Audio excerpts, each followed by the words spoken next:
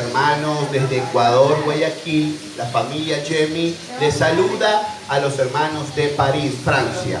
Dios les bendiga a mis hermanos en esta tarde. Vamos a estar enseñando sobre un tema muy importante, que es los tres espíritus que atacan a la iglesia. Primero, el primer espíritu que ataca a la iglesia es la mala decisión, rivalidad y contienda. La Biblia describe históricamente los hechos en los cuales en cada uno de estos espíritus atacaron la iglesia. Pero antes de eso vamos a leer en 2 Corintios capítulo 10, versículo 3, 4 y 5. Amén. Por favor, pongámonos de pie en reverencia a la palabra de Dios y leamos en el nombre del Padre, del Hijo y del Espíritu Santo. Y dice de la siguiente manera: puesto que andemos en la carne, no militamos según la carne, porque las armas de nuestra milicia no son carnales, sino poderosas en Dios para la destrucción de fortalezas, derribado argumentos y toda altivez que se ha levantado contra el conocimiento de Dios, y llevados cautivos todo pensamiento a la obediencia de Cristo. Una de las cosas más importantes, iglesia del Señor, es cuando el enemigo comienza a atacar. El enemigo jamás ataca cuando no ve enemigos poderosos que puedan turbar el infierno. La Biblia describe tres historias importantes sobre estos tres espíritus. Estos espíritus de malas decisiones siempre van a aparecer en la iglesia: la contienda y la rivalidad dentro de la congregación. Estos tres espíritus aparecen antes y después de un avivamiento. Antes, cuando recién se empieza a formar una iglesia o recién se empieza a formar un ministerio, el enemigo va a querer siempre tumbarlo. Por eso envía el primer espíritu, que se llama malas decisiones. El apóstol Pedro fue atacado por este espíritu. Dice la escritura que en un momento Dios le dio la orden, o Jesús le dio la orden de tomar una decisión, de elegir a un apóstol como Matías. La Biblia describe que cuando él tomó la decisión, lo hicieron bajo sorteo, bajo un dado. Y determinadamente, la mala decisión trajo muchos problemas a la iglesia de Jerusalén. Es tanto así que más adelante encontramos al apóstol Pablo, el apóstol a los gentiles. Este apóstol manifestaba su llamado a tantas veces que defendía el llamado apostólico dado por el Señor Jesucristo. Este problema o esta mala decisión trajo un conflicto a la iglesia durante 30 años. Durante 30 años el apóstol Pablo y el apóstol Pedro tuvieron discusiones constantes que no dejaron que la iglesia creciera al nivel que tenía que crecer.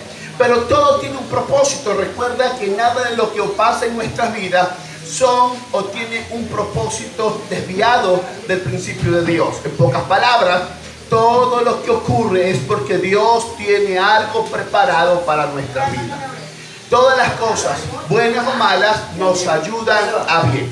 Por lo tanto, la Biblia describe que esto trajo mucha disensión, problemas entre el apóstol Pablo y el apóstol Pedro. Lo primero que trajo fue disensión, rivalidad y después contienda. ¿Por qué el enemigo puso estos espíritus? Porque sabe muy bien que cuando la iglesia se empodera del Espíritu de Dios, cuando la iglesia comienza a empoderarse de ese llamado de ganar almas para Cristo, el enemigo reconoce a sus adversarios y sabe muy bien que esta iglesia o este mover o esta iglesia que se está levantando tiene un poder poderoso que es el Espíritu de Dios, y comienza a atacar. Comienza a mandar espíritus de influencia que ataquen la mente de todo tipo de líder.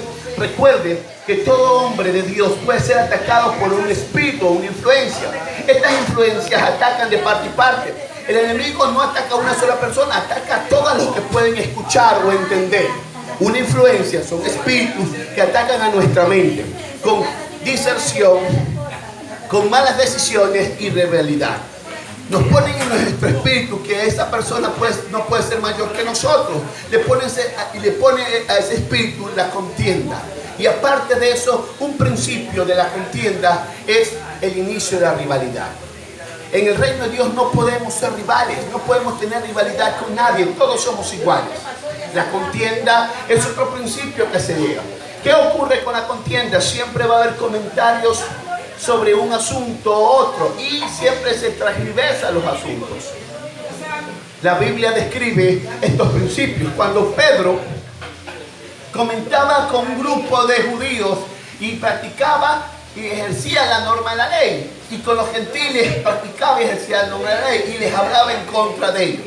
Tanto así que Pedro se dejaba usar como una influencia. Estaba con los gentiles, hablaba con los gentiles, hablaba mal de los judíos. Y cuando estaba con los judíos, hablaba mal de los gentiles. Esta es una de las cosas que encontramos de una mala decisión, de la contienda y de la rivalidad.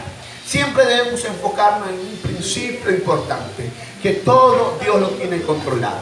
Y si esto ocurre es porque el enemigo sabe que la iglesia que se está levantando, la iglesia que está empoderándose con el Espíritu Santo, puede de una u otra manera mover o cautivar todo lo que está a su alrededor. Pero cuando ocurre esto, o si está ocurriendo esto, la iglesia debe entender que todo lo que ocurre a su alrededor es con un propósito. No podemos dejarnos llevar por el enemigo, no podemos dejar que el enemigo destruya lo que Dios ha empezado. Nosotros fuimos llamados a ser canal de bendición, canal de prosperidad, canal de obediencia. ¿Y qué ocurre cuando el enemigo comienza a atacar? No ataca la persona, ataca el enemigo. Cuando Jesús le dice a Pedro, Satanás te reprenda, ¿quién reprendía? Jesús. Jesús reprendía la influencia que estaba atacando a Pedro, no a Pedro como tal. Porque sabe Dios, Jesús sabía literalmente que el enemigo puede atacar nuestra mente, apoderarse de nuestra mente como influencia y hacer de una u otra manera alejarnos del principio de obediencia. Por lo tanto, esto ocurrió con el apóstol Pedro. Asimismo ocurrió con otros hombres de Dios, como Abraham, como Jacob, como el mismo Esaú y el mismo David. La Biblia describe que tuvo disensión con Saúl constantemente. La rivalidad y la envidia que existía no dejaba que esto creciera. La iglesia primitiva, como tal, no creció hasta después de 60 años de contienda, 30 años de pelea con el apóstol Pablo y 30 años de diserción con la iglesia de Jerusalén. Y durante ese tiempo, cuando se cumplió los 60 años, la iglesia de Antioquía comenzó a crecer hasta el número que en todo, tanto judíos como gentiles o proselitos, se convertían al Señor Jesucristo y comenzaban a hacer los primeros movimientos cristianos del mundo de Asia Menor. La iglesia como tal debe comprender que toda acción que determina un poder del Espíritu Santo no va a detener las huestes, más bien las huestes se alborotan, porque ellos saben que en el momento que ustedes se apoderen totalmente y tomen control del mover que está dándose, el enemigo va a atacar. Pero asimismo, como pudieron vencerlo en el primer momento cuando fueron formados, el enemigo comienza a darse cuenta que ustedes ya formados tienen que dividirlos. Recuerden que hay un dicho, un adagio: divide y gobernarás. El enemigo lo que está haciendo muchas veces en las congregaciones es dividir a tal punto que sabe él que dividiendo un grupo puede destruir una iglesia. Pero la Biblia describe que debemos vivir en unidad, somos un solo cuerpo. Todo lo que ocurra en este principio es solamente el inicio de algo grande. La iglesia debe mantener la unidad, porque algo que expresa la iglesia antigua es que la unidad mantuvo el crecimiento, aunque demoró bastante tiempo en restaurarse. Pero después de eso la iglesia comenzó a moverse a un nivel sobrenatural y comenzó a haber una multiplicación en todos los énfasis hasta llegar literalmente a toda Europa. Es por lo tanto que este principio con la familia Chemi en Europa es lo que queremos realizar. Un tiempo de avivamiento, un tiempo de cambio.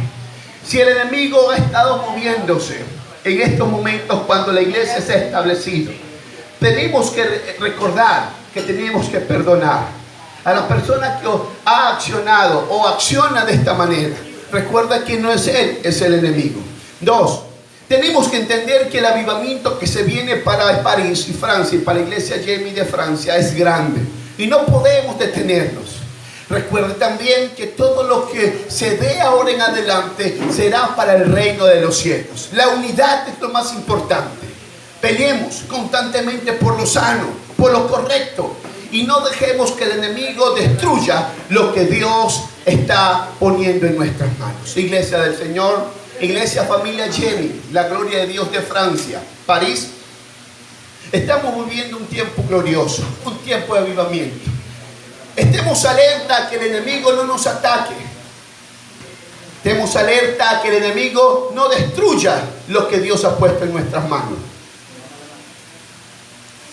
Por lo tanto, es el tiempo de levantarnos, estar atento a oído. Cualquier cosa, cualquier murmullo del enemigo, tenemos que estar atentos, orando, clamando.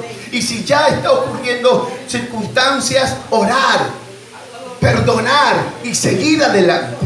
Iglesia del Señor, no podemos dejar que el enemigo destruya lo que estamos empezando. La iglesia del Señor está presente. Cristo, somos uno solo. Somos un cuerpo formado. Y la iglesia de Francia debe entender eso. Dios está levantando un mover maravilloso.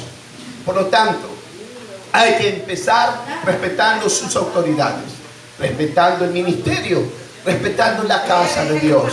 A partir de ese momento, la casa de Dios ha sido presentada como una mover de Dios. La gloria de Dios está presente. Y desde ese nombre poderoso, el enemigo se va a querer levantar. Atento, iglesia.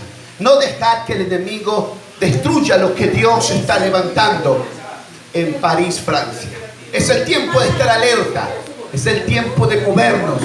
Es el tiempo de clamar al Espíritu. Es el tiempo a que el Espíritu nos hable y nos guíe a toda verdad y a toda justicia. Aunque el enemigo se levantare, nosotros estamos en la brecha presente. Igual, iglesia del Señor, las cosas que el enemigo quiera formar, no podemos permitir. Recuerden que Cristo nos llamó a vivir en unidad, en pureza y santidad. Ahora, las cosas que acontezcan y vengan, determinará lo que Dios ha hecho en nuestra vida. Ahora, iglesia del Señor, con esto termino. Cada cosa que se dé en nuestro caminar y en nuestra vida, siempre debe estar Jesús presente. Es el tiempo de crecer, es el tiempo de expandirnos, es el tiempo de mantener y ser fiel a la obra del Señor. Dios le bendiga. Dios le guarde.